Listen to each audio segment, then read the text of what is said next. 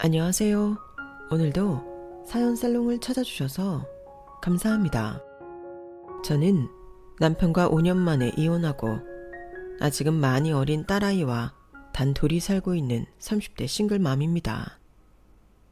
단둘이라고 해도 근처에 부모님이 살고 계셔서 감사하게도 많은 부분을 도움받고 있는데요. 제가 집에서 재택근무를 하는 프리랜서거든요. 다행히 제가 벌이가 많이 나쁘지 않아서 저희 두 식구 생활하는 데는 큰 지장이 없는데 남편이었던 그놈은 제가 지가 벌어다 주는 돈이 없으면 당장 굶어 죽는 줄 알더라고요. 그래서 처음에 제가 이혼 요구했을 때 콧방귀를 끼며 괜히 어줍지 않게 센 척하지 말라고 어찌나 재수없게 굴던지 그러면서 할 수 있으면 애 데리고 나가서 혼자 살아보라고 했었는데 이렇게 보란듯이 잘 살고 있으니 저는 매일매일이 복수하는 기분입니다. 제 딸은 올해로 4살이 됐어요.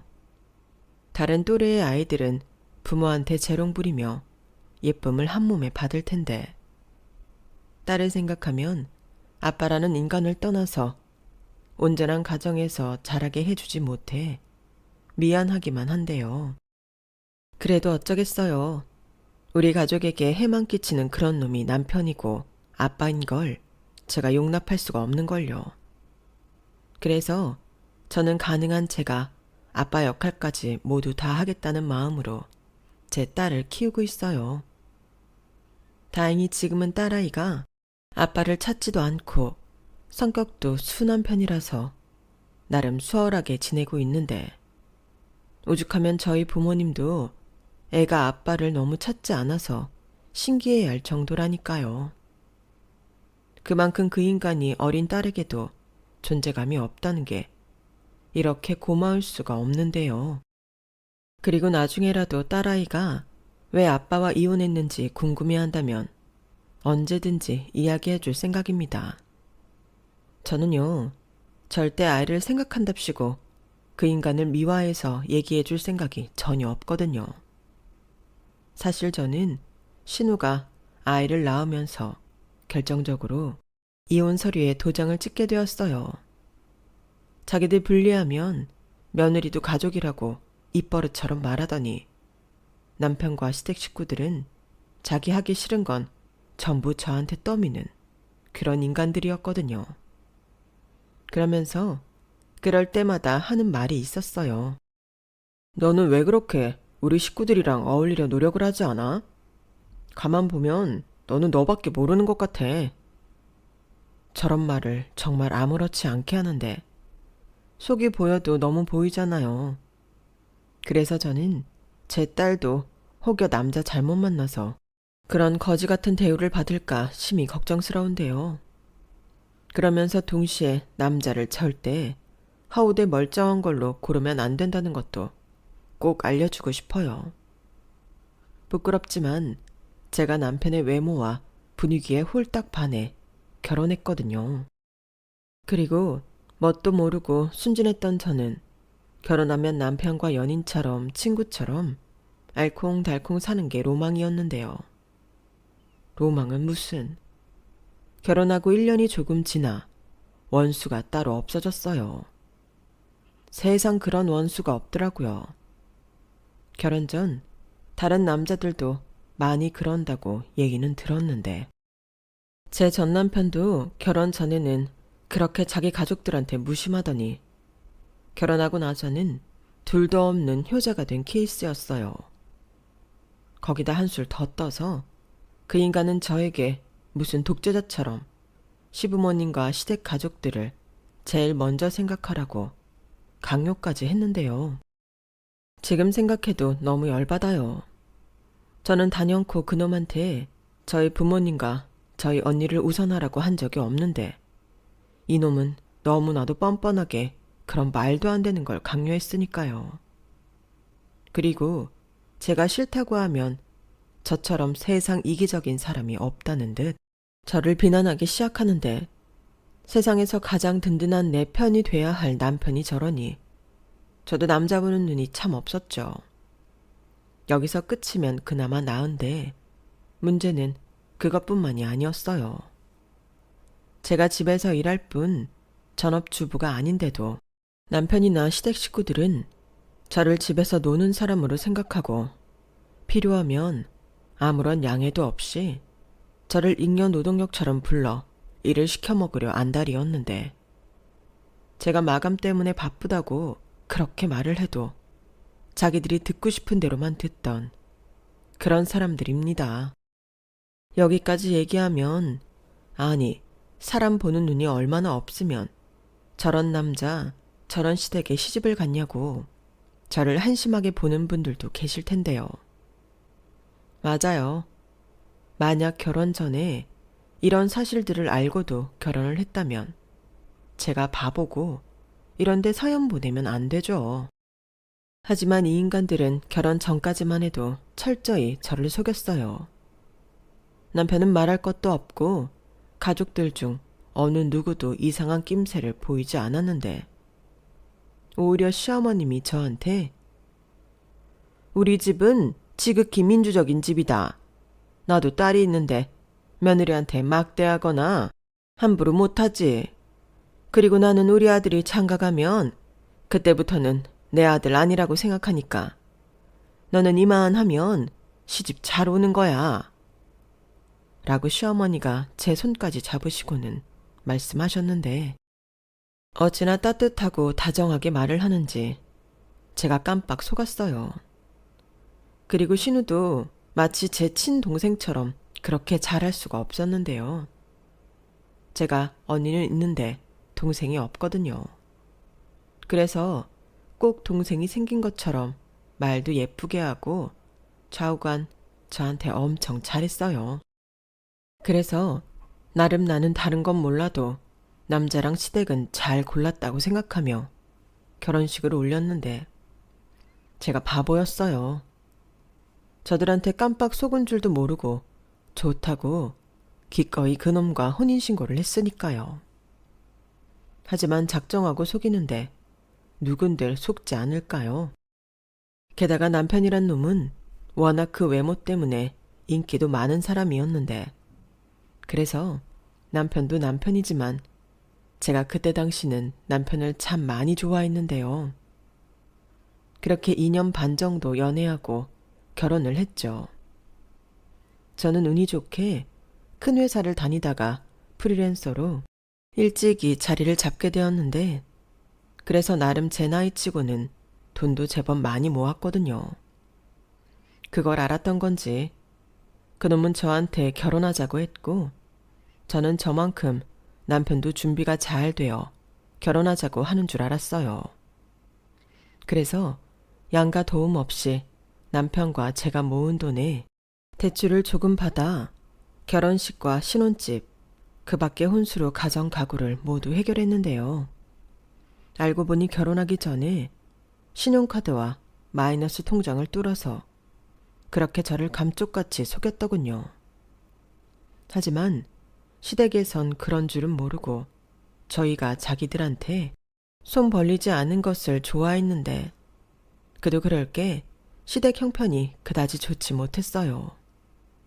오죽하면 남매 결혼시키는 게 당신들 최대 숙제라고 결혼 전에 말씀하실 정도였는데 그래서 더욱 작게 시작하더라도 우리 힘으로 결혼하자 마음을 먹었던 건데요. 그러니 그때까지는 나름 저도 시댁에서 예쁨 받는 며느리였어요. 그리고 그때까진 저도 앞으로 계속 이렇게 사랑받으며 살 줄 알았는데 문제는 신우가 시집을 가면서 시작됐어요. 원래 신우와 저는 제법 많이 친한 편이었잖아요. 그런데 신우가 결혼하기 전까지 남편과 신우 사이는 뭐랄까 딱 현실 남매였어요. 서로 소 닭 보듯 하던 그런 남매였는데요.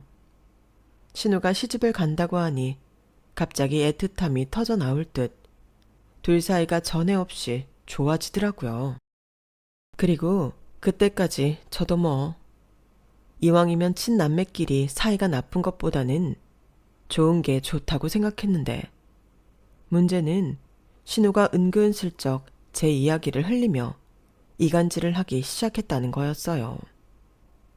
사실 그 전에 신우와 친하게 지내면서 저도 친정 얘기, 남편 얘기, 그 밖에 일 얘기 등 참 많은 얘기를 주고받았거든요. 지금이야 그게 실수였다는 걸 알지만 그때는 그걸 인지하지 못했다는 게 문제였어요.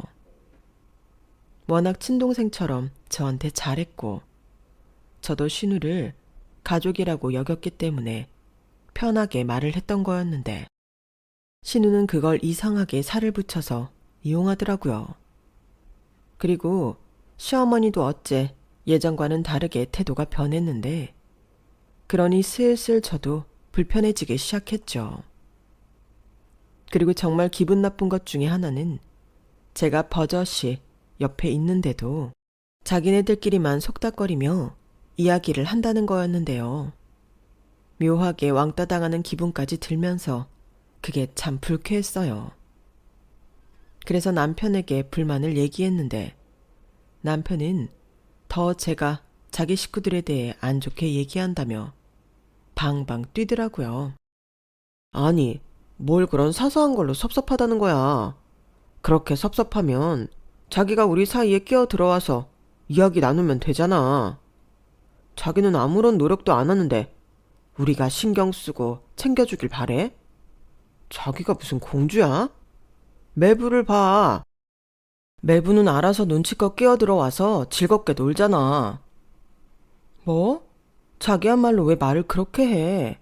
사람마다 성격이라는 게 있는 거잖아. 내가 서방님처럼 그렇게 할 수 있는 성격이면 이렇게 말을 하겠어? 나는 그저 내가 너무 헛도니까 자기라도 날 챙겨달라는 건데 이렇게 화를 낼 일이야? 아니면 앞으로 시댁은 나 빼고 가. 자기는 그런 게 문제야. 자기 스스로 아무런 노력도 하지 않으면서 우리 식구들이 잘해주길 바래? 자기가 아무런 노력을 하지 않으면 관계는 좋아지지 않아. 매부를 봐. 매부가 노력하니까 나도 우리 엄마 아빠도 매부를 챙기게 됐잖아. 언제부터 자기가 그렇게 서방님을 좋아했다고. 자기, 서방님 가난한 집에 능력 없다고 아가씨 결혼 반대하지 않았어? 그야, 그때는 내 동생 고생할까봐 그런 거지. 근데 지금은 그때랑 다르잖아. 이미 결혼했는데 내가 거기에 대고 뭐라고 해?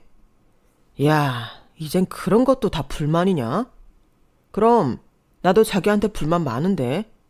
어디 여기서 다 말해볼까? 자기는 왜 우리 식구들한테 먼저 살갑게 안 구는데? 자기 우리 부모님한테 안부 전화는 해? 오죽하면 우리 엄마가 며느리 목소리도 기억도 안 난다고 하더라.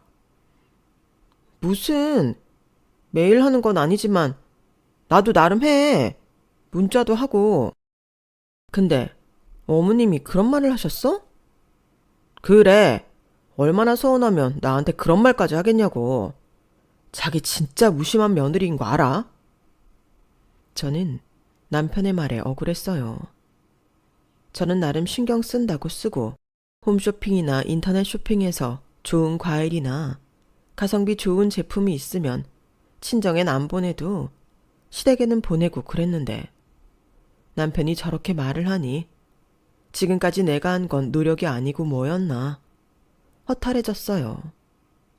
그리고 시집을 간 신우는 겪어보니 앞에서는 헤헤 웃고 뒤에서 딴말을 하는 스타일이었는데 남녀노소를 가리지 않고 뒷담화를 하는 게 주특기였어요. 그러니 저랑도 남편 뒷담화하면서 친해졌던 거겠죠. 그런데 저는 순진하게 그것도 모르고 제 얘기를 미주알 고주알 다 말했으니 얼마나 좋은 먹잇감이었겠어요. 저는 신우의 본 모습을 알고 매일 이불킥을 하면서 후회했어요. 하지만 후회는 이미 늦은 후였죠. 그렇게 저는 남편한테는 나만 생각하는 나쁜 아내이자 며느리, 도리에는 관심도 없고 세상 이기적인 며느리이자 올케가 되었는데 하루는 남편이 예정에도 없이 시댁에 가서 밥을 먹자고 하더라고요. 그런데 그날은 제가 일 마감을 해서 보내줘야 하는 날이었고, 제 상태도 외출하긴 좀 곤란한 상황이라 힘들 것 같다고 했는데요. 남편은 신혼애가 온다고 들떠서는 저한테 다 필요 없고 빨리 가자고 애처럼 조르더군요. 저는 그때 심지어 임신 중이었는데 이게 도대체 말이 되는 상황인가요? 물론 임신 초기라 몸이 무거운 건 아니었지만 일도 해야 하고 거기 가면 식사자리가 술자리로 변할 것이 분명했기에 저는 그렇게 가고 싶으면 혼자 편하게 놀다 오라고 했어요. 그럼 피차 좋은 거 하면 된다고 생각했거든요. 그런데 남편은 그것도 제가 시댁에 가는 걸 싫어해서 그러는 거 아니냐고 생트집을 잡았고 급기야 저한테 시비를 걸었는데요. 이거 봐. 자기는 늘 이런 식으로 우리 가족이랑 거리를 두려고 하더라. 자기, 솔직히 말해봐. 자기 우리 가족 무시하는 거지? 처갓집보다 우리 집이 사는 게 별로라고 생각하고 무시하는 거잖아. 이건 또 무슨 치다나 까먹는 소리야. 내가 언제 무시를 했다고 그래. 나 일하는 거 안 보여? 그리고 자기 거기 가면 술 마실 건데 나는 임신 중이잖아. 그럼 내가 힘들 거라는 생각은 전혀 못하는 거야? 나야말로 자기한테 전혀 배려받지 못하는 것 같아서 진짜 기분 나빠. 미리 얘기한 것도 아니잖아. 그야 갑자기 연락을 받았으니까 미리 말을 못한 거지. 그리고 그 일이 그렇게 중요해? 뭐 얼마나 번다고 이 밤에 유별이야. 그냥 식구들끼리 기분 좋게 모여서 같이 맛있는 것도 먹고 즐기자는 건데 이렇게 혼자 초를 치면 좋아? 됐어. 미영이가 올케 언니는 일 핑계로 안 올 거라고 했는데 그 말이 딱이었네. 그래, 너 혼자 일 실컷 해라. 남편은 그날 그렇게 말하고 결국 집에 들어오지 않았어요. 보아하니 시댁에서 자고 바로 출근할 것 같더라고요. 그리고 그날 점심때쯤 시어머니한테 전화가 걸려왔는데 시어머니도 남편과 신우한테 무슨 소리를 들으셨는지 목소리부터가 심상치 않았어요. 예, 나다. 아무리 내가 너를 편하게 해준다고 하지만 너 정말 너무한 거 아니니? 그래도 내가 명색의 시어머니인데 너도 너 할 도리를 해야지. 어제 같은 날도 그렇다. 네가 임신 중이라 술을 못 마셔도 와서 음식도 거들고 분위기도 맞춰주면 좀 좋아. 나도 어지간하면 그럴 생각은 없었지만 우리 집 기강을 위해서라도 이제부터 너 매일 아침 나한테 문안 인사 전화해라. 네? 매일 아침이요? 저는 새벽 늦게까지 일하고 아침엔 거의 못 일어나는데요. 그냥 오후에 하면 안 될까요? 내가 너 편의까지 봐줘야 하냐? 그리고 아침에 못 일어나는 게 자랑이야. 네 남편은 아침 일찍 출근하는데 그럼 너는 퍼져서 자빠져 잔다는 소리잖아. 내가 아침밥까지는 기대도 하지 않지만 이건 정말 너무하네. 저는 일방적으로 쏟아내는 시어머니의 전화에 정신을 차릴 수 없었어요.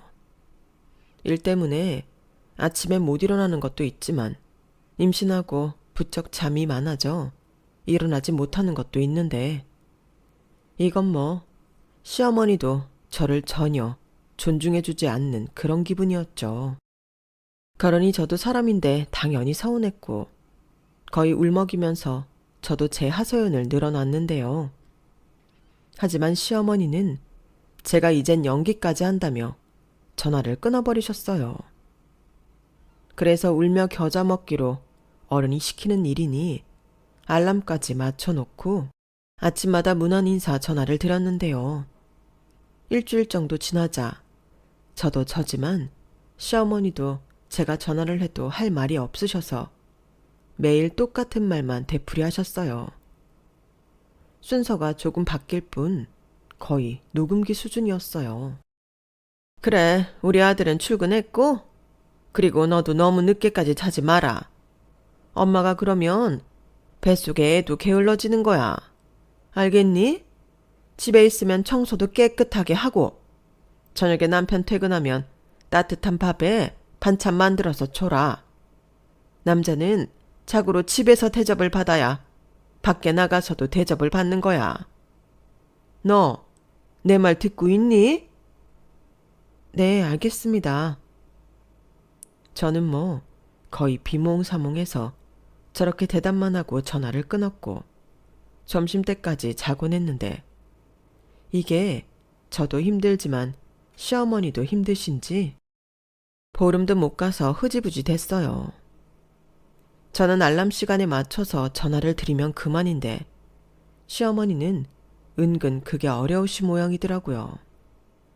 그래서인지 언제부터는 전화를 드려도 바쁘신 건지 아니면 귀찮으신 건지 전화를 안 받았는데 그리고 한참 지난 후엔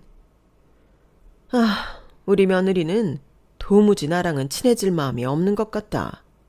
이건 뭘 시켜도 시원치 않으니 나만 속이 터지지. 됐다. 이제 전화하지 말아라.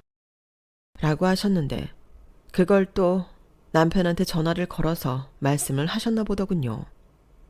그래서 그날도 그걸로 남편이랑 한바탕 했어요.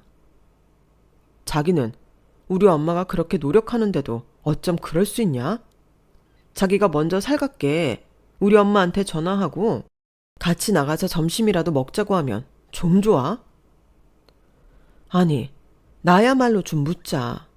도대체 나한테 왜 그래? 내가 뭘 어쨌다고. 자기도 알잖아. 나 늦게까지 일하고 오후 다 돼서 일어나서 입맛도 없어서 대충 요플레랑 빵 정도 먹는 게 다인데 어머님이랑 밖에서 점심을 먹으라고? 어쩌다 한 번은 그럴 수 있어.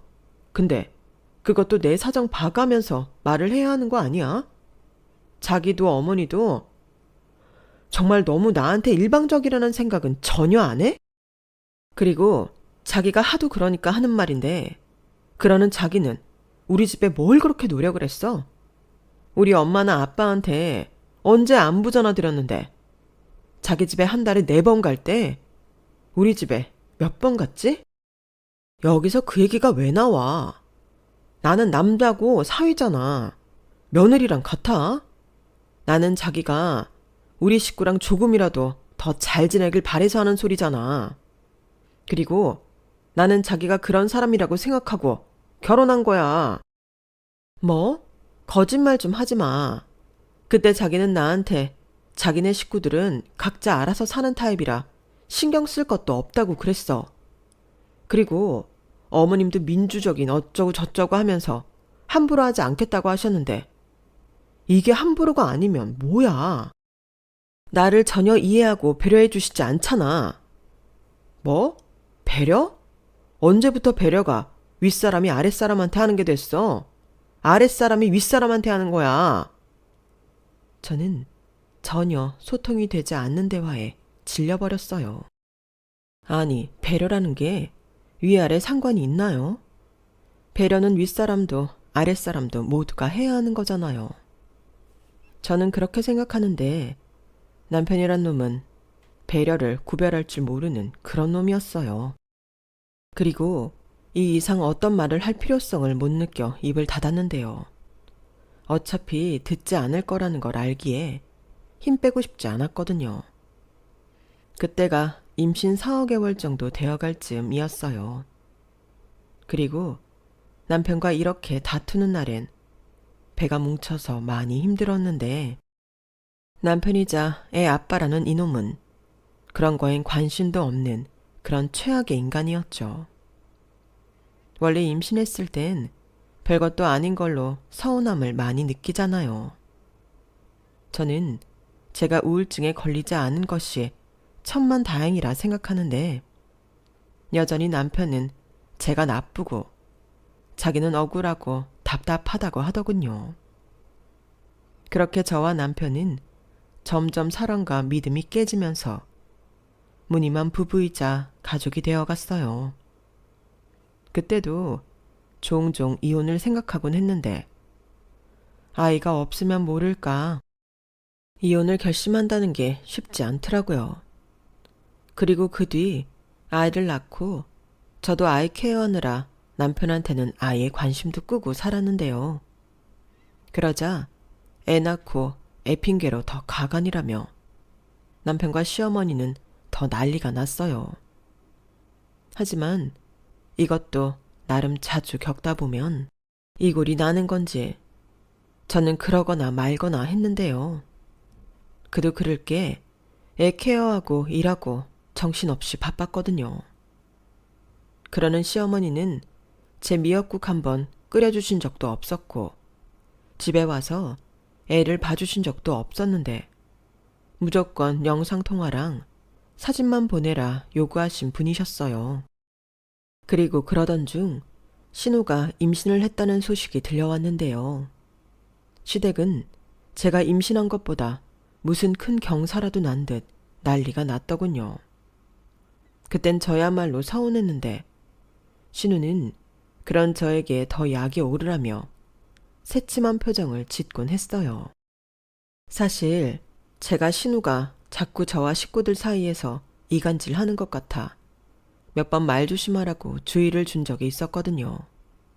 그런데 그게 기분이 나빴던 건지 그날부터 신우와 저는 철천지 원수가 따로 없게 되었는데요. 그러니 자기가 임신을 했어도 저한테 따로 연락하는 일은 없었는데 그때도 이해가 가지 않았던 것이 자기 임신해서 힘들다고 다니던 회사도 그만뒀으면서 맨날 돈 없다고 징징거렸어요. 그래서 차라리 아무런 연락도 안 해주는 게 더 고맙다고 생각했는데요. 오죽하면 자기 조카가 태어났어도 보러 오지도 않는 고모였다니까요. 그러니 저도 신우가 임신을 했다고 해도 축하 인사는 했지만 선물은 보내지 않았는데 그때도 남편과 시어머니가 엄청 뭐라고 했었죠. 너는 어떻게 올케가 돼서 신우 임신했는데 이렇게 관심이 없을 수가 있냐. 정말 해도 해도 진짜 너무한다. 어머니, 그렇게 말씀하시면 저 서운해요. 저도 아가씨한테 임신했다고 축하 못 받았고 심지어 저희 딸 태어났어도 여태 보러 오지도 않는데 저는 뭐 속이 없나요? 뭐야? 너는 나이도 더 많고 손윗사람이면서 어떻게 그렇게 속 좁은 생각을 할 수가 있어? 축하는 뭐 맨입으로 하니? 근데 걔가 작년부터 계속 돈에 쪼들려 사니까 축하하고 싶어도 못한 거지.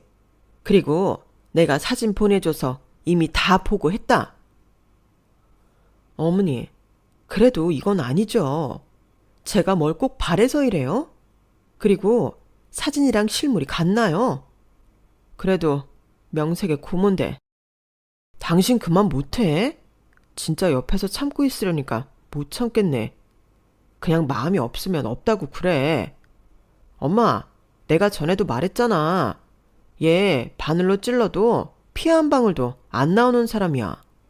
근데 뭘 더 바래? 그래도 이건 경우가 아니지. 집에서 맨날 돈 번다고 그렇게 유세를 떨었으면 이럴 때 그런 표시를 해야 할 거 아니야. 걔가 요즘 맨날 돈 걱정에 눈물 마를 날이 없는데. 아우, 우리 엄마 이러다 또 눈물바람 나겠네. 내가 미경이한테 축하한다고 이미 100만 원 보냈어. 그리고 조카 태어나면 내가 더 해주지. 아무렴 삼촌이 가만히 있나? 정말? 아, 잘했다 잘했어. 이러니 핏줄이 남보다 나은 거지. 저는 남편 말 듣고 황당했어요. 저한테 돈 없다고 조리원비 필요하면 제 돈으로 하거나 친정에 말하라고 하더니 지 동생한테 저렇게 후할 수가 있다니 배신감마저 들더라고요. 그리고 결혼하고 신용카드와 마이너스 통장 뚫은 것도 나중엔 제가 극대노해서 스스로 해결하라고 했었는데요. 그래서 원래는 결혼하고 제가 경제권을 가져오려고 했으나 생활비만 받기로 했죠. 네가 싼 똥 네가 치우라고요. 그런데 그건 잘 해결하고 있는 건지. 씀씀이는 늘 해프기만 했는데 그러면서 저한테는 그렇게 짤 수가 없었죠. 그래놓고 지가 주는 생활비 없으면 제가 생활을 못한다고 생각하며 생활비 입금할 때 가진 유세를 다 떨었는데 그러면서 제가 버는 건 그저 용돈벌이 정도로만 생각하며 무시했어요. 저는 제 돈으로 산후조리원 갔고 친정 부모님이 출산하고 300만 원 보내주셔서 그걸로 산후도우미까지 불러 산후조리 했는데 이놈은 그것도 다 지가 준 생활비에서 쓴 줄 알았더군요. 아무튼 그런 놈이었기에 사실 이렇게 사는 것도 의미가 없다고 생각하며 지쳐갔고 저렇게 지처 자식은 모르세 하면서 지 식구들만 챙기는 남편한테 정남이가 떨어져 이혼 생각을 하고 있는데 신우가 임신 6개월 차가 되어가니 전화가 걸려왔어요. 솔직히 받고 싶지 않은 마음도 있었는데 트집 잡히고 싶지 않아서 받았죠. 언니, 저예요. 어쩌면 이렇게 목소리 듣기가 어려워요. 저는 언니가 먼저 전화할 줄 알았는데 좀 서운하네요. 그래도 뭐 언니도 애 키우랴 바쁠 테니 제가 이해하려고요. 아, 그래요? 근데 어쩌죠? 저는 하나도 고맙지가 않네요. 그렇게 따지면 아가씨도 여태 저한테 전화하거나 조카 보러 온 적 없잖아요. 그야 좌우간 제가 이해한다고요. 그럼 된 거 아니에요? 그런데 왜 이렇게 저한테 까칠하게 구세요? 나 언니한테 잘못한 거 없는데? 잘못한 게 없다고요? 아가씨가 저희 남편이랑 어머님 아버님한테 어떻게 제 얘기를 했는지 벌써 까먹었어요? 아, 그거요. 근데 그거야 가족끼리 그럴 수 있죠. 저 언니에 대해서 없는 소리 한 적은 없어요. 그렇게 따지면 언니도 저랑 우리 오빠 욕 많이 했잖아요. 그야, 그건 그냥 하는 말이었죠. 저도 그런 의미로 말한 거예요. 그리고 저는 언니한테 아무런 감정 없고요. 물론 언니가 저한테 뭐라고 해서 좀 삐쳐있긴 했지만 그것도 그때뿐이었어요. 오해는 풀고 싶어서요. 저는 언니랑 엄청 잘 지내고 싶거든요. 저는 신우의 저 말들이 더 싫었어요. 또 무슨 꿍꿍인지 나중엔 무섭기까지 하더라고요. 그리고 제가 저희 신우를 아는데 용건이나 목적이 없으면 저한테 절대로 전화를 할 리가 없는데 그날도 결국엔 저한테 할 말이 있었던 거였어요. 그러니까 언니도 그만 저한테 화내시고 저 좀 예뻐해 주세요. 저 예전엔 언니랑 잘 지냈잖아요. 이젠 1살 터울 애기도 있는데 같이 잘 지내면 육아 동지도 되고 좋지 않아요? 애기용품도 같이 쓰고요. 글쎄요. 아무튼 그 얘기하려고 전화한 거면 아가씨 하는 거 봐서 생각해 볼게요. 저 지금 애기 잘 때 하던 거 마저 해야 하거든요. 끊어도 되죠? 아, 잠깐만요. 언니도 참 뭐가 그렇게 급하다고. 사실은요. 신우는 결국 저렇게 말을 꺼내더니 저한테 산후조리원 어디가 좋은지 가격이 어떤지 등등을 물어보려 전화를 했다더군요. 그리고 저한테 언니는 산후조리 어떻게 했는지 뭐가 필요하고 얼마가 들었는지 물었는데요. 저는 속일 이유도 없어서 있는 사실 다 얘기해 줬어요. 그러자 생각보다 비용이 비싸다고 생각했는지 한숨 쉬는 소리가 들렸는데 지 오빠가 저한테 한 푼도 주지 않았다는 말엔 좀 놀라하더라고요. 그래서 저도 자기 부인한테는 10원 한 장 주지 않더니 동생 임신했다고 100만 원씩이나 보낸 게 놀랍다고 똑같이 말했는데요. 저도 워낙 감정의 골이 깊다 보니 유치한 거 알지만 똑같이 나갔던 것 같아요. 그래도 신우가 하도 돈 때문에 걱정이 많길래 그러지 말고 나라에서 지원해주는 산후도우미 같은 거 알아봐요. 나는 소득 때문에 조건이 안 됐는데 아가씨는 외벌이라서 아마도 될걸요? 그게 있죠. 저희 시댁에서 무슨 산후조리 하는데 돈을 쓰냐고. 그냥 며칠 애기 보면서 바깥바람 안 쐬면 된다고 그래서요. 그리고 그때까지는 외부 사람 집에 들이는 거 아니라고 하시는데 저도 답답해요. 그래서 저렴하면 시부모님 몰래 조리원 갈까 했죠. 참, 저도 저지만 신우도 답도 없는 시댁에 시집을 갔더군요. 그 소리를 듣는데 저도 못돼서 쌤통이라는 생각이 들었는데요. 결국 며칠 뒤 남편한테서 시어머니가 신우 산후조리를 해주기로 했다는 말을 들었어요. 그래도 자기 자식은 귀하니 저렇게 하시나 보다 하며 대수롭지 않게 생각했는데 신우가 막달이 다 되어갈 즈음 시어머니가 빙판길에서 미끄러지는 사고가 일어났어요. 얼마나 크게 다치셨는지 병원에서 깁스를 하고 입원할 정도였는데 갈비뼈도 골절이 되어 꼼짝도 못한다고 하시더라고요. 그런데 정작 시어머니는 본인이 다치신 것보다 신우 산후조리를 걱정하셨는데요. 식구들은 당연히 시어머니가 신우 산후조리를 못해주면 저라도 대신할 거라고 생각한 눈치였어요. 그러면서 밑밥인지 뭔지 시어머니는 제가 병원에 갈 때마다 더 앓는 소리를 하며 아프다는 듯 누워 계셨고 그러면서 저 들으라는 듯 더 신우 걱정을 하셨는데요. 사실 그때부터 저도 기분이 쎄했죠. 아, 하필 다쳐도 이렇게 중요할 때 다쳐서는 일을 어쩌면 좋아. 우리 미경이는 찰석같이 나만 믿고 있을 텐데. 아유, 아파라. 이건 또 왜 이렇게 아프냐? 나 대신 우리 미경이 산후조리할 사람도 없는데. 불쌍한 건 그러게 좀 있는 집에 시집갔으면 좀 좋아? 누군 산후조리에 산후도우미까지 불러다 호강을 하는데? 아, 불쌍해. 저는 시어머니가 어떤 의도로 저런 말을 하는지 이미 파악했어요. 그래서 마치 안 들리는 듯 행동했고 시어머니는 그게 답답했는지 이내 저를 붙잡고 이야기를 꺼내셨는데요. 예, 너 내 말 듣고 있니? 우리 미경이 산후조리! 어머니, 그 얘기를 왜 저한테 하세요? 산후조리는 아가씨가 알아서 결정하는 거죠. 저는 이미 아가씨한테 다 얘기했어요. 아가씨 정도면 얼마 들이지 않고 도우미 부를 수 있어요. 아니 그래도 어떻게 생판 모르는 남한테 산후조리를 맡기냐. 그렇다고 애 볼 줄도 모르는 네 시아버지한테 시킬 수도 없는 노릇이고 너밖에 없잖니.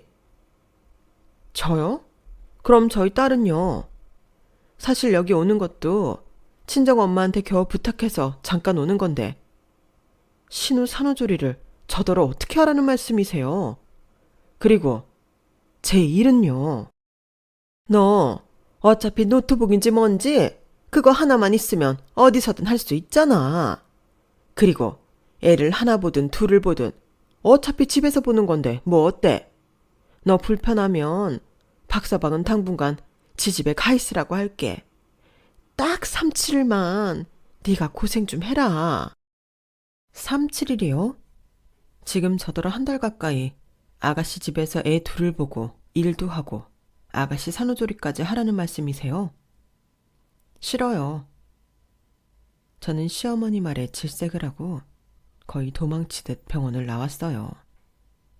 그리고 무서워서 당분간 병원은 안 가려고 했는데요. 어쩜 날짜도 기가 막히게 그러고 얼마 지나지 않아서 신우가 예정일보다 빨리 출산을 하게 됐어요.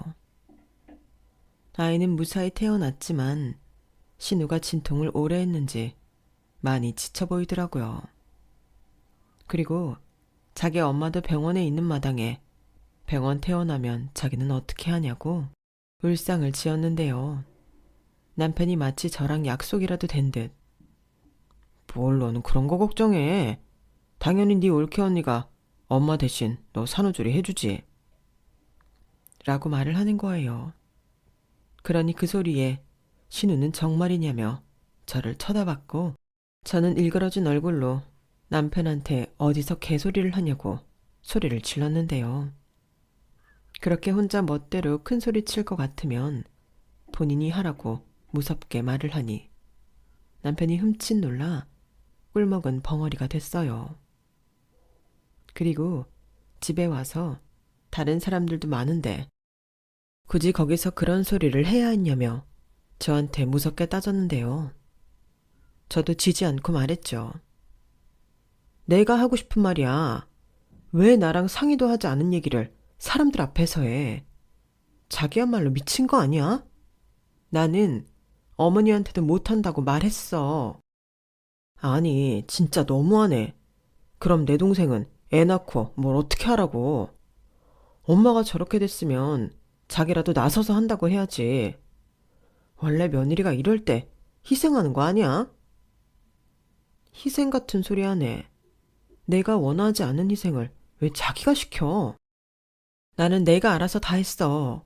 그리고 우리 애도 아직 손 많이 가는 애기거든? 이제 돌진한 애랑 신생아를 나더러 혼자 다 보라고? 그렇게 동생이 걱정이면 당신이 휴가 내고 아가씨네 가서 산후조리 해. 내가 그걸 어떻게 해? 난 할 줄도 모르는데. 그럼 나서질 말아야지. 자기는 하지도 못하면서 남한테 해라 마라 하면 안 되는 거잖아. 남? 이거 봐. 자기는 그러니까 계속 우리랑 남이라고 생각한 거네. 내 말이 맞지? 그래, 네 말이 맞다. 그러니까 남한테 그런 거 시키지 마. 알겠어? 저는 홧김도 있고 더는 엮이고 싶지 않아서 그냥 니들이 생각하는 그거 맞다고 했어요. 뭐 이혼까지 생각하고 있는 마당에 아니라고 말하는 것도 웃기는 일이고 이렇게 된 거 그냥 확 이혼을 서두를까 생각하고 있었는데요. 남편이 그러더군요. 그래도 나랑 살 거면 그러면 안 되지. 자기도 생각을 해봐. 같은 여자로서 내 동생 좀 불쌍하지 않아? 자기야 그래도 친정에 여유도 있고 내가 갖다 주는 돈도 있어서 쪼들리지 않고 살지만 내 동생은 그런 사소한 것도 누리지 못하고 있다고. 그러니까 이참에 자기가 그냥 산후조리 그것 좀 해주고 우리 가족들한테 점수 좀 따. 점수 같은 소리 하네. 싫다고. 아니 산후도우미 부를 수 있다고 내가 몇 번을 말해. 그거 참 답답하네. 산후도우미가 집에 상주하는 거 아니잖아. 상주하는 사람 부르려면 돈도 많이 들고 뭐하러 그런 돈 낭비를 해. 그래, 내가 자기한테 한 50만 원 줄게. 그럼 한 달 정도 내 동생 산후조리 해줄 수 있지? 50 같은 소리 하네. 자기, 산후조리원 얼만지도 모르지? 그것도 한 달? 하기사, 자기 자식 낳은 와이프한테도 산후조리 비용 안 줬는데 네가 뭘 알겠니? 그거 내가 번 돈으로 한 거야. 근데 내가 너한테 50 받고 돌쟁이 애도 있는데 네 동생 산후조리까지 한다? 정말 사람을 호구로 하는 거야? 그렇게 동생 챙기는 마음이 크면 산후조리원 지금이라도 알아봐. 그리고 그거 결제해주면 되겠네. 저는 남편과 이혼할 생각에 편하게 생각나는 대로 말했어요. 그러자 남편은 얼굴까지 시뻘개져서는 저더러 살다 이렇게 이기적인 사람 처음 봤다며 혼자 지랄 발광을 하더니 지분에 못 이겨 괴성을 지르다 이내 집 밖으로 뛰쳐나갔어요. 그리고 새벽에 장문의 문자가 왔는데요. 뭐 대충 요약하면 제가 자기 식구들 무시하고 싫어해서 충분히 할 수 있음에도 일부러 하지 않는 것이 너무 화가 난대요. 그리고 앞으로 저 같은 여자랑 어떻게 살지 너무 고민된다며 자기 없이 살 수 있냐고 묻었는데 그 문자를 보고 헛웃음이 튀어나왔어요. 아니, 자기 식구들이 저한테 함부로 하는 건 괜찮다고. 제가 자기네 식구들이 시키는 거 하기 싫어하는 건 안 괜찮은 건가요? 그럼 남편은 도대체 누구 남편인 거죠? 그리고 자기 없이 살 수 있냐니. 이건 정말 제 속도 모르고 하는 소리죠. 지금은 오히려 남편이고 뭐고 지가 없어야 살 수 있을 것 같은데요. 그래서 저는 그 문자를 받고 이혼하자고 답장했어요. 그러자 남편이 곧장 전화를 해서는 저더러 진심이냐고 따져 물었고, 저는 100%, 아니 200% 진심이라고 말했는데, 이 인간이 가뜩이나 기분 나쁜 저에게 더 기분 나쁘라고 빈정거리며 이렇게 말했어요. 괜히 센 척 하지 마. 너 그런다고 나 하나도 안 무서워. 나 없이 네가 무슨 돈으로 살아? 그럼 애는? 너 나 없이 애 키울 수 있어? 키울 수 있어. 너 나한테서 그 핑계로 양육비 뜯어갈 생각이나 본데 어림도 없어. 와, 누가 들으면 너 한 월에 1,000만 원은 버는 줄 알겠다. 나 몰래 뚫은 마이너스 통장은 어떻게 다 메꿨니? 신용카드는? 생활비 주는 것도 맨날 돈도 일정하게 주지도 않으면서. 넌 뭐 네가 대단하게 훌륭한 가장인 줄 알았지? 내가 우리 애 보고 참고 산 거야. 내가 네 동생이 우리 이간질 시키는 거라고 몇 번을 말해도 넌 내 말 안 들었잖아. 사이가 좋을 거면 결혼 전부터 좋든가. 그럼 내가 니네 노는 꼴 보고 결혼 안 했을 거 아니야. 그때는 서로 소 닭보듯 하더니 갑자기 왜 이래?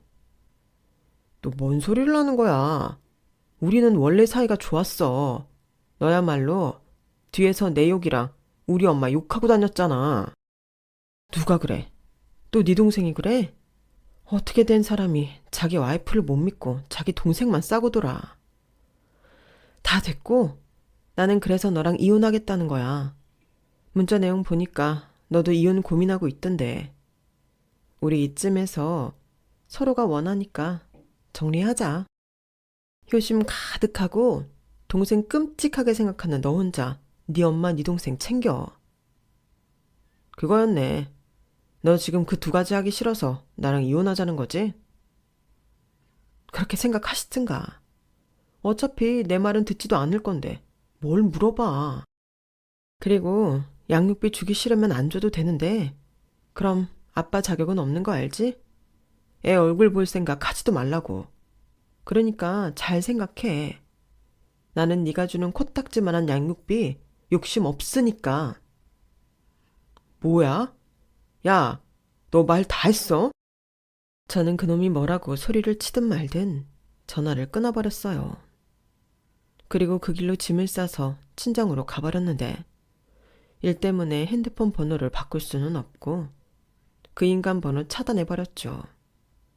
그리고 합의 이혼 서류 작성해 그놈 회사에 등기로 날렸는데요. 그놈이 그 등기를 보자마자 친정으로 쳐들어왔는데요. 저는 눈 하나 까딱하지 않았어요. 그 인간이 찾아올 줄 알았거든요. 그래서 기다렸다는 듯 서류 가지고 왔어? 당연히 도장은 찍었겠지? 라고 물었는데요. 안방에서 저희 친정 엄마가 나오니 지도 성질처럼 저한테 함부로 못하더군요. 그러면서 저에게 밖에 나가서 얘기 좀 해. 라고 했는데 그때 저희 엄마가 그러셨어요. 뭘 밖에까지 나가서 얘기를 해? 어차피 헤어질 사이인데. 그러지 말고 여기서 해. 사람들이 진짜 염치도 없지. 내가 내 딸을 그 집에 굳은 일 도맡아서 하라고 보냈나? 자기 딸이 귀하면 남의 딸도 귀한 줄 아셔야지. 자네 어머니 진짜 제정신인 거야? 내가 정말 쫓아가서 따질까 하다가 어차피 헤어질 거라고 해서 참았어. 장모님, 오해세요. 저희 가족은 승주랑 잘 지내고 싶어 했다고요. 근데 승주가 저희 가족을 멀리하고 싫어하니까 서운하신 마음에. 서운? 나야말로 자네한테 서운해. 자네 위 형님 하는 것도 못 봤나? 큰사위는 어쩜 그렇게 우리한테나 우리 딸한테 잘할 수가 없는데 자네는 뭔가? 자네야말로 우리 가족이랑 가까이 지내려고 노력한 적이 없잖아. 나는 그래도 자네한테 뭐라고 한 적이 없네. 당연히 남인데 불편할 수 있지. 그래서 나는 오히려 자네를 배려하려고 노력했는데 뭐? 내 딸한테 자네 동생 산후조리를 시켜? 자네 미쳤나? 아님 돌았어? 내가 진짜 어이가 없어서. 남편은 저희 엄마의 말에 아무 소리도 하지 못했어요. 당연하죠. 지가 뭐 잘한 게 있어야 아니라고 할 수 있을 텐데 뭐 하나 틀린 말이 없으니 지도 할 말이 없었던 거죠. 그리고 뻔뻔하게 지는 이혼할 생각이 없다고 무릎을 꿇었는데요. 그러면서 한다는 소리가 더 가관이었어요. 승주도 저 없으면 애 딸린 이혼녀 딱지 붙고 힘들어요. 그리고 승주가 벌어봤자 제가 버는 거에 비하면 턱없이 부족할 텐데 힘들죠. 그러니까 이혼은 안 하는 게 좋다고 생각합니다. 뭐? 누가 그래? 됐어. 나는 네가 가져다주는 쥐꼬리만한 생활비 필요 없고 그거 없이도 잘 살 수 있어. 왜? 어머니 병수발이랑 아가씨 산후조리 때문에 이혼할 수가 없니? 저는 의기양양하게 그놈한테 그렇게 말했어요. 그러자 그놈은 아무 말도 하지 못했고 지금은 제가 흥분한 상태니 나중에 다시 얘기하자며 돌아갔는데 아무래도 순순하게 합의 이혼해줄 것 같진 않더군요. 그래서 그 길로 변호사 사무실 가서 이혼소송 준비했어요. 그리고 이혼소장이 송달한 직후 시어머님이 전화를 하셔서는 너는 정말 어떻게 된 애가 이런 상황에 이혼을 하자고 해. 그렇게 네 신우 도와주는 게 싫었던 거야? 네가 아무리 우리 가족을 무시해도 우리 집 며느리가 된 이상 어쩔 수 없는 거다. 가족이지 않니? 서로 어려울 땐 돕고 살아야지. 네가 지금은 한치 앞을 보지 못해서 그렇지만 누가 또 아니? 네가 내 딸한테 도움받는 날도 있을지 모르잖아. 하며 일장연설을 쏟아내셨는데 그 말이 너무 웃겼어요. 제가 신우한테 도와달라고 하면 그 성품에 신우가 저를 도와줄까요? 만약 그런 사람이었다면 애당초 제가 그렇게까진 하지 않았을 겁니다. 그래서 그럼 좋다고 생판 남을 부르는 게 싫어서 그러는 거라면 산후조리 해줄 테니까 500만 원 달라고 확 질렀는데요. 시어머님이 경악을 하시며 어떻게 가족끼리 돈 얘기를 하냐며 저더러 상스럽다고 하셨어요. 그러면서 남편 말대로 저는 너무 이기적이라며 제 딸도 저 닮아서 나중에 피도 눈물도 없을 거라고 악담을 하셨는데 아니 할머니라는 사람이 어떻게 자기 손녀에게 저런 말을 할 수 있죠? 저는 정말 저 식구들한테 질려버렸어요. 그리고 더 이상 가족이라는 말로 한 세트처럼 엮이고 싶지 않았어요. 그러자 이젠 정말 제가 그냥 하는 말이 아니라는 걸 알았는지 그제서야 남편도 시어머니도 자기네들이 잘못했다고 태도를 바꿨는데 자기 코가 석자다 보니 고양이 손이라도 빌리고 싶어 저한테 얘기를 한 거라나? 그러면서 다시는 그런 말 하지 않겠다고 이혼만은 하지 말자고 하더군요. 저는 이미 마음이 터서 멈출 수가 없는데요. 그렇잖아요. 이미 오만정이 다 떨어졌는데 어떻게 같이 사나요? 그리고 제가 아는 그 사람들은 절대 변할 사람들도 아니고 계속 제 뒤에서 제 험담이나 하고 저를 이기적이라며 왕따시킬 것이 뻔한데 이럴 바에는 속 편하게 이혼하고 싶다고 했어요. 제가 양육비도 필요 없다고 하니 남편이 너는 도대체 뭘 믿고 그러냐고 했는데 그래서 제 핸드폰에 은행 어플 열어서 통장 잔고 보여줬네요. 제가 집에서 자유롭게 일할 뿐 웬만한 월급쟁이보다는 많이 버는데 남편은 그걸 뒤늦게 알았고 눈이 튀어나오려고 했는데요. 그뿐만이 아니었어요. 그래도 남편으로서 같이 살아야겠다고 생각할 때는 남편 마이너스 통장 메꾸려고 돈도 제법 많이 모아놨는데 이혼하면 그것도 그럴 이유가 없어지는 거죠. 그러니 한마디로 지가 지 복을 찬 꼴이 되었는데 그때부터는 거의 매일 찾아와 자기가 잘못했다고 빌고 또 빌었어요. 세상에 그런 모습을 보는데 더 싫더라고요. 결국 이번엔 제가 가진 돈 때문에 저랑 헤어지기 싫다는 거잖아요. 그리고 어줍잖게 양육비 보내면서 엮일 생각하지 말라고 친권 소송도 같이 한다고 확 질렀는데요. 기간은 아이가 어려서 좀 걸렸지만 결국 제가 원하는 대로 다 됐어요. 살고 있는 집 팔아 똑같이 나눴고 다신 보지 말자고 했는데 정말 그놈은 끈질기게 포기하지 않더군요. 결국 저는 접근 금지 신청까지 하게 되었어요. 그리고 신우는 산후조리도 제대로 하지 못하고 맨날 지 남편이랑 사내 만회하면서 싸운다고 하는데 그러니 나중엔 시어머니까지 찾아와 자기 자식들이 다 이혼하게 생겼다며 저더러 마음을 바꿔달라고 빌더군요. 아니, 이미 이혼 판결까지 난 마당에 이 사람들은 왜 이러는 건지. 결국 경찰이 출동하고 모든 것이 정리가 됐어요. 그렇게 사람 왕따시키고 이방인 취급을 하더니 더 잘 된 거 아닌가요? 왜 이제 와서 저러는지 지금도 이해가 가지 않아요.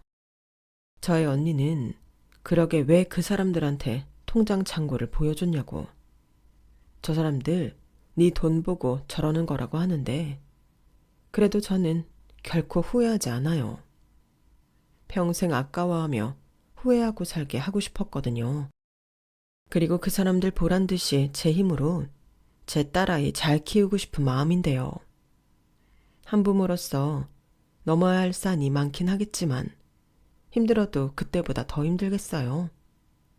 그만큼 제 결혼 생활은 최악 중에 최악이었고 이젠 행복할 일만 남은 거죠. 그렇게 생각하니 매일매일이 새로운 날 같고 행복하기만 한데요. 요즘 따라 저희 딸이 예쁜 짓을 많이 해서 매일매일 호강하는 기분이에요. 이 좋은 걸 저 혼자 실컷 볼 수 있다니 너무 좋더라고요. 특히 저희 딸애는 웃는 모습이 참 예쁜데 언제까지나 저 예쁜 미소를 지켜줄 수 있는 씩씩한 엄마가 되고 싶습니다. 비록 결혼은 누군가의 이간질과 이기적인 그 사람들의 못된 심보로 실패했지만 인생은 절대 실패하고 싶지 않아요. 누군가 그랬어요. 인생은 성공과 그 과정만 있다고요. 저는 행복하기 위해 남편과 헤어졌다고 생각하며 앞으로도 제 딸과 행복하게 살아갈 생각입니다. 그리고 언젠가 제 딸과 맥주 한 잔 기울일 수 있을 때가 되면 그땐 엄마가 아닌 인생 선배로서 많은 이야기를 들려주고 싶은데요. 그러려면 제가 지금보다 더 열심히 살아야겠죠. 그리고 아빠였고 남편이었던 그놈은 저랑 이혼하고 다시 예전처럼 효자는커녕 자기 집에 소홀하고 지 동생한테는 너 때문에 이혼했다며 지 동생이랑 앙숙이 되었다고 하는데 이제 와서 그럼 무슨 소용이죠? 이혼하기 전이나 그랬으면 얼마나 좋냐고요. 그 인간도 참 이상한 사람이죠. 그리고요. 결국 터질 것이 터져버린 그놈은 버는 족족 빚만 갚으며 힘든 생활을 하는 것 같았는데요. 사람 사는 거 한 달이 건너면 다 안다고 소식이라는 게 결국 돌고 돌아 저에게도 전달이 되더라고요. 저는 사실 그놈이 그럴 줄 알았거든요. 그래서 양육비도 안 받겠다고 한 건데 진짜 생각한 대로 그렇게 되니 이혼 소송할 때 친권도 같이 챙겨온 것이 너무나도 다행이라는 생각이 듭니다. 다시 한번 제 성견지명에 놀랐다니까요. 그리고 이젠 그런 지긋지긋한 사람들과 연을 끊었으니 불행 끝, 행복 시작이라는 마음으로 오늘 하루도 기쁜 마음으로 지내고 싶은데 저 이만하면 이혼 잘한 거 맞죠? 이왕이면 그런 놈과는 만나지 않았다면 좋았겠지만 이렇게라도 그놈과 헤어질 수 있어서 다행이라고 생각하려고요. 아니라고 생각될 때는 빨리 발을 빼는 게 최선이잖아요. 물론 이혼이라는 걸 결심하기까지는 시간이 많이 걸렸지만 그래서 저는 후회가 없는 것 같아요. 그만큼 신중했으니까요. 그리고 이렇게 된 이상 그 누구보다 잘 살아야겠다는 마음뿐인데요. 제가 용기 잃지 않고 씩씩하게 잘 살아갈 수 있도록 여러분이 응원해 주셨으면 좋겠습니다. 쓰다 보니 내용이 많이 길어졌네요. 제 사연은 여기까지이고요. 지금까지 제 이야기 들어주셔서 감사합니다. 항상 건강하시고 오늘 하루도 보람 있고 기분 좋은 날 되시길 진심으로 바라겠습니다. 안녕히 계세요. 여러분, 사연 댓글에 응원과 현명한 조언 부탁드려요. 좋아요와 구독은 저에게 큰 힘이 됩니다. 오늘도 좋은 일 가득하세요.